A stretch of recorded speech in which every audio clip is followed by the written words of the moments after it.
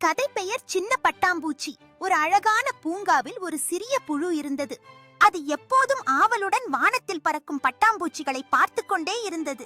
நானும் ஒரு நாள் பறக்கணும் என தீர்மானித்தது. ஆனால் மற்ற உயிர்கள் சிரித்தார்கள்.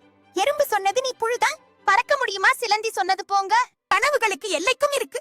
ஆனால் புழு நாள்தோறும் ஒரு சிறு பச்சிலை ஏறிக்கொண்டே ஒவ்வொரு நாளும் நான் முயற்சி செய்கிறேன், நாளை நிச்சயம் மாறுவேன் என்று நம்பிக்கையோடு இருந்தது. காலம் கடந்து ஒரு நாள் அது கொழுந்து விழுந்த இலைக்கூட்டு புழுவிலிருந்து புழு சிரித்தது.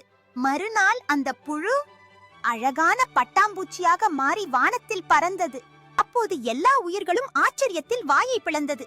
கதை நெறி மற்றவர்கள் என்ன சொல்கிறார்கள் என்பதை விட நீ என்ன நம்புகிறாய் என்பதே முக்கியம். நம்பிக்கை பிளஸ் முயற்சி வெற்றி. இது போன்ற கதைகள் கேட்க ஜெரால்ட் சபிதா சேனல் சப்ஸ்கிரைப் பண்ணுங்க பிள்ளைகளே. உங்களுக்கு அம்மா பிடிக்குமா அப்படின்னா சப்ஸ்கிரைப் பண்ணுங்க. அப்பா பிடிக்கும் என்றால் லைக் பண்ணுங்க. நன்றி, வணக்கம்.